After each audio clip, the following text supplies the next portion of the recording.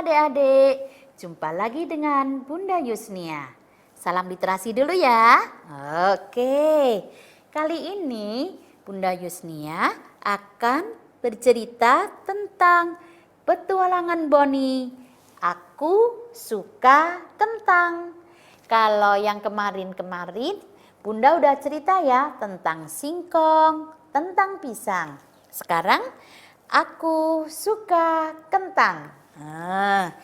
Buku ini masih sama, terbitan dari Badan Ketahanan Pangan Kementerian Pertanian. Ayo kita mulai aja ya ceritanya.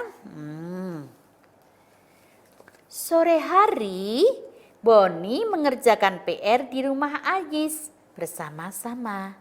Saat itu, abangnya Aziz sedang di rumah. Beliau adalah seorang satpam komplek perumahan. Bang Jai namanya. Bang Jai membagikan kisah kepada Boni dan Aziz. Sebuah kisah yang mungkin tidak ingin kalian dengar di malam hari.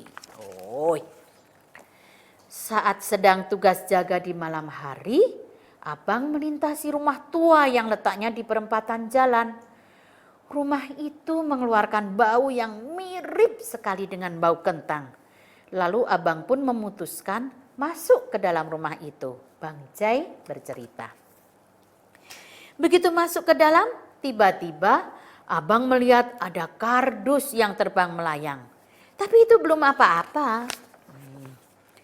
Tiba-tiba abang merasakan ada sosok berbaju putih dan berambut kriwil panjang seperti melayang. Dia memperhatikan abang dari belakang. Karena kaget, abang langsung lari dari keluar rumah. Abang, kenapa sih cerita serem? Ini kan sudah maghrib dan Boni harus pulang. Lagian jalannya lewat di rumah yang melewati rumah itu. Iya, maaf Boni, abang antar pulang ya. Sekalian abang mau tugas jaga. Yuk, orang tuamu pasti sudah menunggu, kata Bang Jai. Usai sholat maghrib, mereka pun menuju rumah Boni.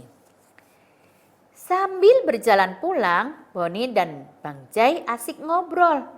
Tanpa sadar, mereka sudah sampai di depan rumah yang dimaksud Bang Jai. Bau kentangnya tercium loh. Kamu cium baunya enggak, Bon? Kata Bang Jai.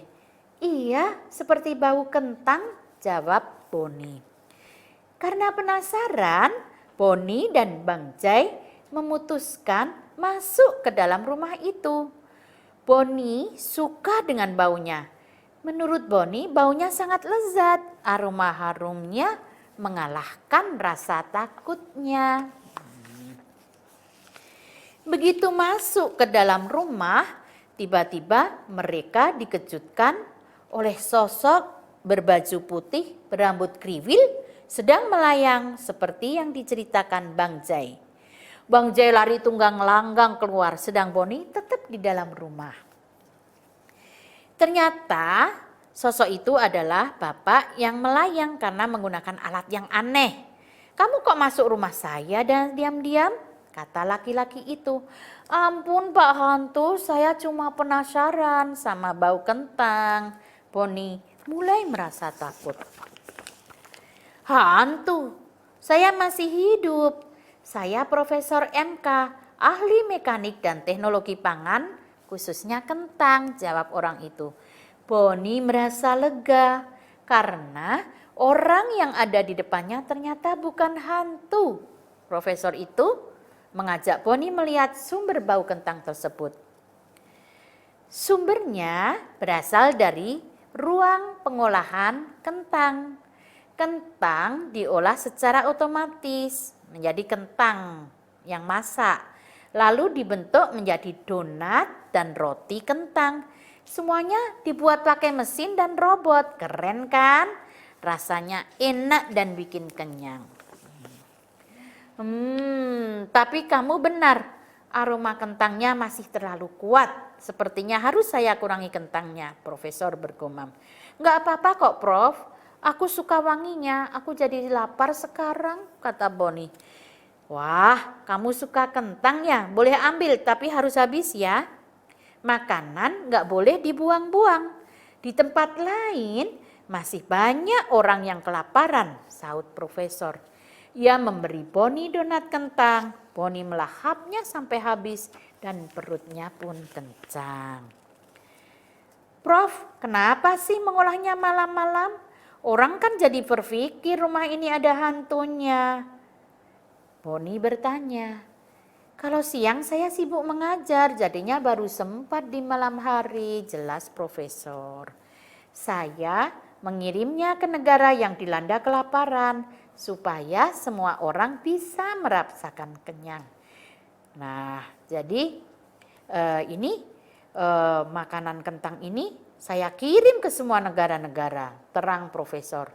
Ternyata mulia sekali ya hati Profesor ini. Itu cerita pengalaman Boni dengan Profesor. Sekarang kita akan membahasnya ya. Jadi kentang itu bisa menjadi makanan pengganti nasi karena dia bisa membuat kita kenyang. Adik-adik, tadi kan Bunda sudah bicara tentang kentang ya. Gimana sih perbandingan antara nasi dengan kentang? Jadi kalau ada 100 gram nasi, nih ya 1 porsi nasi, kalau kita makan kentang 2 buah yang ukurannya sedang, itu ada 210 gram. Jadi kentang itu memang benar-benar bisa mengenyangkan sebagai pengganti nasi. Benar kan? Udah tahu sekarang kan ya adik-adik? Ya. Oke, ya salam literasi.